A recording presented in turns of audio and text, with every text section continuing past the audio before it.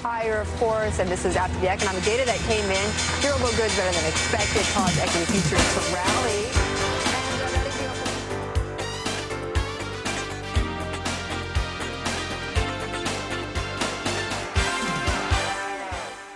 Hi, I'm Rob Skluff. Welcome to Wall Meets Main Street, that is. I'm here today with Russ Hallisey. Russ is essentially the Main Street. I'm the Wall Street. I've worked on Wall Street for the last 10 years plus, and Russ and I thought it'd be a great idea to have a discussion on things that are affecting people, things that they've heard about but don't necessarily know how it relates to them, and we give a great 1-2 perspective, one Wall Street perspective, one Main Street perspective. So here we go. Russ, welcome. Thank you, Rob. I think that you know, there have been a lot of things going on today, and especially with the presidential, the primaries, the Republican Party primaries, and the upcoming debates that are going on, and soon in November the election. There's so many different things that are topical today, so I thought we'd kind of open the discussion there. Sure. Does that sound good? Sure. You know, Russ, one of the things that I think is kind of interesting is, especially in the case of presidential candidate Mitt Romney, we've heard a lot of talk about his tax returns. They just came out very recently, and you know, when we hear that Romney is paying a 15% or 14% or whatever it is tax rate, what do you think about that? Does that seem fair or right or just? Well, I guess the issues are a little bit confusing to someone like me. When you hear that he has a low tax rate, half the tax rate that I might have, it might seem unfair. But on the other hand, there are so many other issues that are involved that we don't really, you know, see right away, and that's, you know, the fact of, you know, his investing in companies. But I think that the common person nowadays feels kind of fed up, kind of feels cheated, kind of feels like they're not all playing by the same rules. It is a very difficult subject to figure out, you know, why he should be paying a lower tax rate. Absolute dollars, he's paying a lot more than us. Right, right. But why is the tax system that way? Right. I think what you're saying begs the bigger question: is the tax code, is it set up properly? Right. You made a very good point in my mind, is that, you know, hypothetically, if a couple was doing pretty well, and combined they were bringing in $200,000 and they were paying $60,000 a year in tax, you know, that's probably a fair scenario for you know, some people. I guess the first point that I'd want to make is that if, in this case, Romney paid, I think last year, $6.2 million in tax, so, you know, part of me says, is it fair? Well, think about it. He and his wife are paying about 100 times more than this hypothetical couple that we're talking about. So in my mind, does he really use the services of the country 100 times more, you know, from the roads to the pollution and the air quality to the military and, you know, obviously many other things. So I don't necessarily think it's a question of fairness. You bring up an interesting point as it relates to the fact of the matter is people are very leery. They're leery of Washington, they're leery of Wall Street, and they have every right to be, because the economy is not doing very well. So that's why the economy is so important in today's discussion as it leads up to the presidential election. As it relates to how much money he's, you know, as a percent, I think it's a bit skewed, and the popular press doesn't always lay it out in terms that make sense to people. If he's paying 15%, let's really think about what that means. If you, for instance, you earn $1 and it's taxed at roughly 35%, and you end up with 65 cents. If you then decide that, you know what, I'm going to forego current consumption, I'm not going to go out and buy a new television set or redo my kitchen or travel or do whatever, and you want to invest it, and you subsequently you take that risk, and you are fortunate and the investment works out, you maybe, let's just say hypothetically it doubles over the course of the year, 65 cents now goes to $1.30. Well, you pay tax at a 15% rate on that gain. in this case, that's about 10.5 cents more, right? So up the 15% of the 65-cent gain is about 10.5 cents. Well, if you add that to the 35 cents that you paid originally, that's almost a little over 45% tax rate off the initial dollar.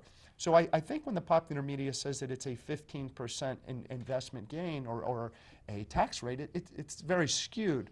But I think what you said is a much bigger point of where the economy is and people's trust or lack thereof in the economy and in our leaders to really lead and make decisions that are appropriate for us.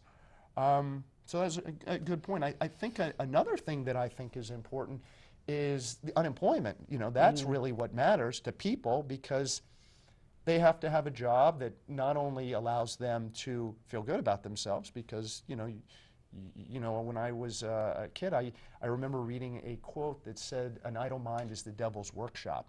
And basically what it is people need to feel productive, and they need to be productive, and then they need to work. They have to earn an income. They have to be able to feed themselves and take care of their families and pay their mortgage. I think that what's very interesting with that is that the types of jobs also that are being created, the government can only provide so many jobs.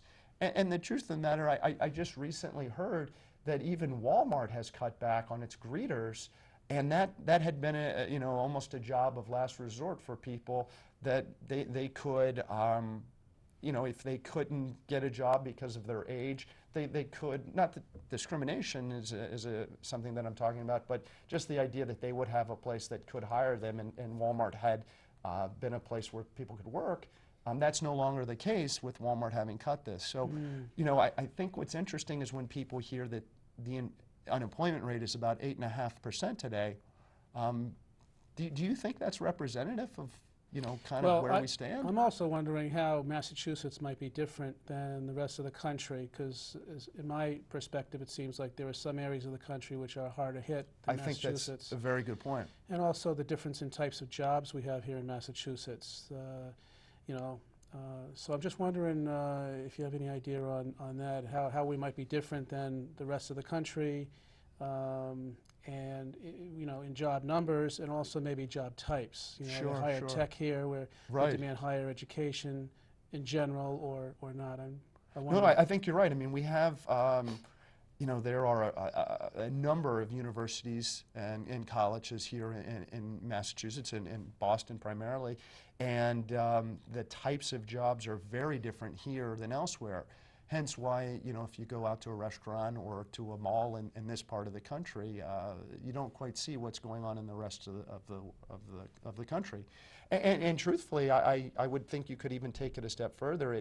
And parts of Massachusetts, the Boston area in particular, are significantly stronger than other parts of the state. Well, I think, Russ, the thing that people have to keep in mind is that at 8.5%, it really doesn't count the full extent of those that are either looking for work or want a job. I would have to think the great majority of people want a job. They want to provide for their families. They want to pay their mortgage. They want a better life. They want to send their kids to college. Absolutely.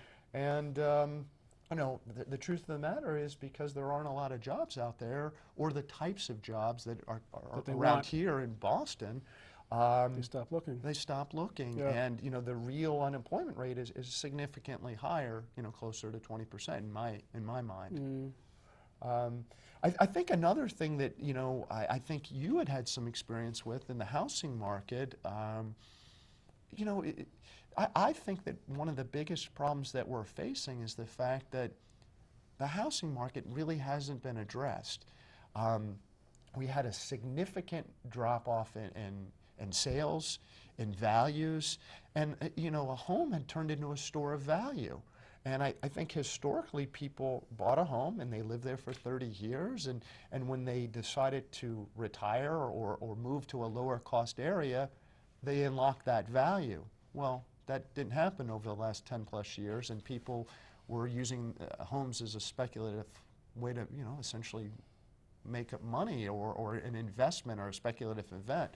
And well, part of it was making it a speculative event, and also I think the other thing about the home equity loans mentality was to start using your house as, you know, a bank account. Right, right. And that was a different philosophy than our parents had. Very different, right? And that contributed to the problem. So it's a house of cards, and as soon as something happens and a problem happens, there's nothing to really fall back on. Right, right. Understood. Agreed. And I think that's part of, you know, we've had some attempts by Congress to address it, but the bottom line is that until we work through this glut of homes, and the truth of the matter is, in my mind, it's very difficult to work through the glut of homes until you create jobs. So it's kind of a catch-22, yeah. which one, a chicken and egg kind of thing. You want them both to happen at the same time. Right. Well, one of the things that I've been kind of thinking about and had done some reading about is the Congress was talking about banks will only allow an investor to be government sponsored, to have a Fannie Mae loan or a Freddie Mac loan for so many properties. And if they took away that threshold, people that actually could put down 20%, because typically, historically, if people put down 20%, they don't walk away from the loan because they have a vested interest. If some investors could come in and then subsequently rent out the homes, or whatever, however they want to do it, it could alleviate some of that excess supply, which would be good for everyone because the home value would increase, or at least alleviate this burden. Yeah, the housing market seems to be a real problem, and I'm not, a lot of us on the street don't think that the federal government did the right, took the right action, and certainly didn't seem to get the right results as fast as we wanted them to happen. Didn't seem like the man on the street and woman on the street actually saw enough relief. Right. The foreclosure process and problem, I really think they should have gotten a handle on that a lot earlier. Agreed. And focused on that, on how to help the homeowner, and the particular programs that they had didn't really seem to really work. It helped the banks out, but it didn't really help out the borrowers. And that exacerbates the whole situation. You get neighborhoods now that are, under foreclosure, and so it's a snowball. Right, right. And having low interest rates is great for those that already are in a good position, essentially. If you're current on your mortgage and you have a good job and your credit history is good, you've been able to refinance your mortgage a number of times because interest rates are at historic lows. But the truth of the matter is that it seems to me that the great deal of people that could have taken advantage of it, or needed to, they already have, and those that need to and want to but aren't in a good position to, they're not available to them. It's not available. Yeah. So even if they were to lower the interest rate to zero, if you can't qualify because you don't, maybe you were making this 100,000 and now you're making 70,000, you can no longer qualify. Yeah, it becomes a very significant problem. Yeah, or your credit score is the low, and they've decided what the threshold should be, and they've raised the thresholds as far as what good credit is, or your house could be underwater. Right, right, exactly. The value That's of the house. A significant problem. There are a lot of people out there that are in need of this bailout modification type process. It's just not available to them, and that's why it hurts the bottom and helps the top. Right, and additionally, if you think about it, what if someone has a great opportunity? There aren't a lot of job opportunities out there, but what if someone they're able to swing a great opportunity and they have to pick up and move, but their house is so far underwater that they don't feel like they want to take the loss? It's sort of tied to the house, yeah. So much is affected by housing. Yeah. So it's just something that I think it needs to be addressed. I'm not sure you and I have all the answers for it, but it's something that is severely lacking. Yeah. I think this is the point where we should talk about investing and what that means to you. Really, when people look at investments, they need someone that understands what they need and want, but also is a skilled investor. Most people work with a stockbroker or a financial planner, and those people, not always, but typically, they're salespeople. They sell you product that may be good for them or their firm, but not necessarily in your best interest. And that's what really people care about. Someone who knows how to value assets. And that's what's important. There are a lot of myths out there. For one, people think that mutual funds are essentially the only way to go. The problem with mutual funds is that many of the mutual funds, there's a great deal of overlap between what one mutual fund owns and what another owns. And people don't always end up getting the diversification that they need in order to weather the difficult storms and environments that are out there. Moreover, the cost can be very, very high.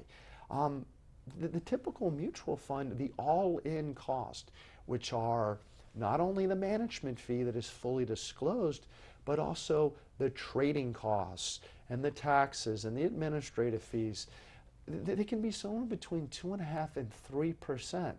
When you add that into the brokerage fee of somewhere between 0.8 and 1%, it could be upwards of 3.5% to 4% all-in fees per year. And that's very high. Well, someone may ask themselves why their broker or financial planner invests in mutual funds. Well, the truth of the matter is that they're not skilled at picking individual investments, at picking individual stocks and bonds. And that's what the type of individual that you need, someone that does have that level of experience. Also,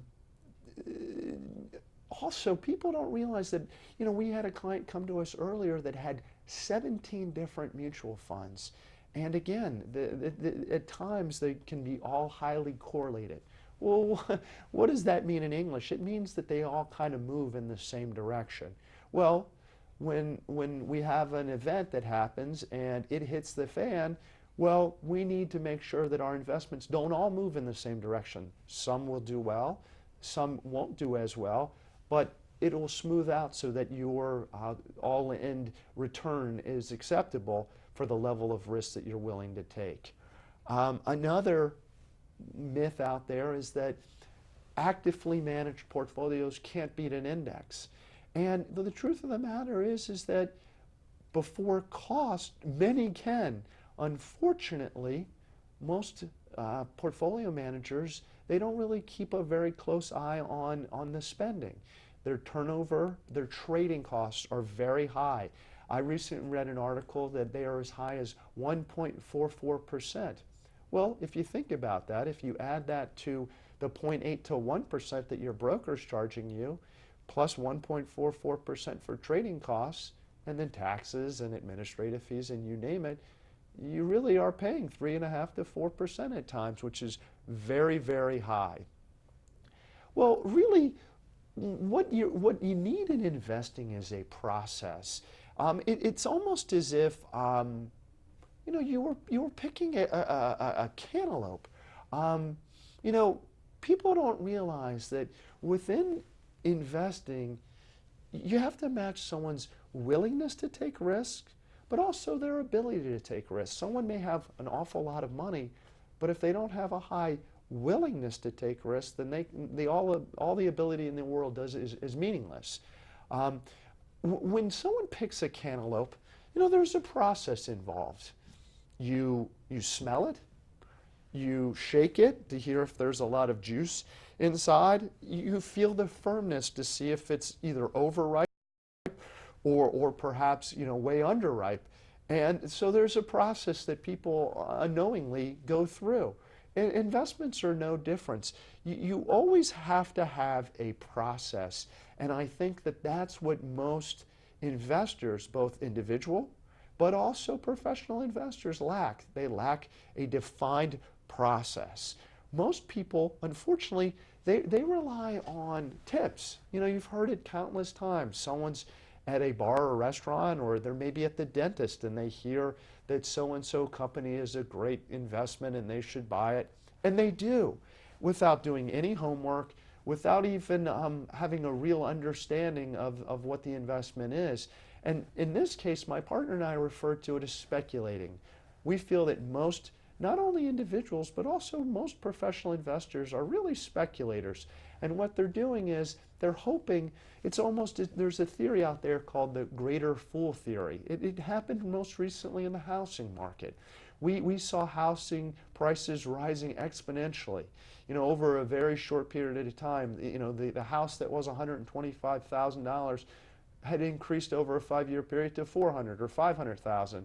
Well, was the house really worth that much more? As it's proven to be, actually that wasn't the case. The house wasn't worth what the market was asking for it. And simply what the greater fool theory says is that someone essentially is willing to buy something for more than you bought it for. And that this is an absolutely terrible way to invest. You need a defined process, and unfortunately most people, when they look at an investment, even if they do a little deeper dive and try to delve into the fundamentals, the numbers behind the story, they look at a price to earnings ratio. I imagine many of you have heard of a PE ratio. The problem with solely relying on earnings is that earnings can be greatly manipulated. For instance, if someone ran a manufacturing facility and they wanted to sell more of the product, they could simply do a couple of things to increase revenue. They could discount the product. Well, you can sell, typically, if the demand is high and you discount, you will sell more of the product. Well, the problem with that is that your margins suffer, and then ultimately your profitability will suffer. So this isn't something that can, isn't sustainable in the long run. Another thing that people need to keep in mind is that, well, you're used to selling to a level of customer that actually pays their bills within a defined period of time. Usually it could be 30 days or 60 days period of time. Well, if you want to move down the ladder and you want to start selling to customers that aren't as creditworthy in order to boost up your revenue and your profitability in the short run, you can start selling to customers that instead of paying in either 30 or 60 days may pay in 90 or 120 days. Or the problem that really can result is that these less creditworthy customers may not ever pay. Well, your earnings is boosted in the short run, but your cash flow, it comes through later on when you don't receive the payables that you're due. And you need, in order to really understand how to value a company, we typically look at free cash flow. Well, what is free cash flow? It's almost as if what's left over after your paycheck and after all your bills are paid. It's the excess, and it allows you a great deal of flexibility. In the case of a company, after they've invested in the company and bought new equipment and new property and you name it, and they've paid all of their employees and taxes and you name it, well, what's left over? It's called free cash flow, and what it can be used for, it gives a company a great deal of flexibility. They can do things that are in shareholders' best interest, meaning they can institute a dividend or increase their dividend, which is money coming back to the shareholder, which is obviously a very good thing, very shareholder friendly. They can invest in another company, which is can be accretive to earnings and really drive the profitability of the company and return that money to shareholders. So they have the great ability, once you have a lot of free cash flow. And lastly, you can buy back shares of the company, which makes the pie smaller, and that means that your individual share of the pie is more valuable. Those are all good things. But if you only look at price to earnings and not free cash flow, you're leaving a lot to be desired. Those are very important things. What we tend to look at is we do look at price to earnings, and we think that's very important because most of the investment community, both individuals and professionals, are looking at a price to earnings ratio. We look at free cash flow, of which we've already touched upon. We look at the quality of the management team. Do they say and follow through? If they only talk about what they're going to do and then they don't come through and do it, then their word isn't very meaningful. And we also, along those lines, we want companies and management teams that have high quality of earnings, that they use conservative accounting principles. These are things that are very important because we want to make sure that the investment that we're making an investment over a few year time horizon, not just for 1 or 2 quarters. We want to make sure that they're doing things that are in the best interest of the company longer term. We want to buy into companies that make sense, that we understand their business model, and that have an edge in the sense that Warren Buffett calls it a moat. We want to make sure that they're high barriers to entry, so other companies that see how well you're doing can't simply come in. And this can be a competitive advantage. This can be a patent, something that gives you the ability to continue to sell your product or service into the future without competitors easily coming in and taking away business or market share. So these are the types of things that we think are important. Additionally, a balance sheet. Really, what is a balance sheet? It just shows the obligations and the assets of a firm. And you want to make sure that a firm has a great deal of ability to take on debt, or to have the flexibility to acquire a company, and you need a very solid balance sheet. For instance, over the weekend I read an article that was relating to Mitt Romney and Bain Capital, and the conversation revolved around Domino's Pizza, and the fact that in a decade ago, when Bain bought Domino's, they took on a great deal of debt to finance the transaction. Well, that is true. However, the company's operating profitability has increased dramatically over that time period, where they have the ability to take on this debt because they can not only pay off their obligations but still have flexibility to invest in the business. So not necessarily a bad thing as long as the profitability of the firm is increasing, and then you can always do what's right and chip away at the debt. So today we've talked about a number of things. We've talked about politics, we've talked about economics, we've talked about investing and all of these different current events and what's going on and how really it impacts you. So we hope that some of this has proven useful and you have some good takeaways. I'm Rob Skloff. Thanks for joining us. See you soon at the corner of Wall meets Main.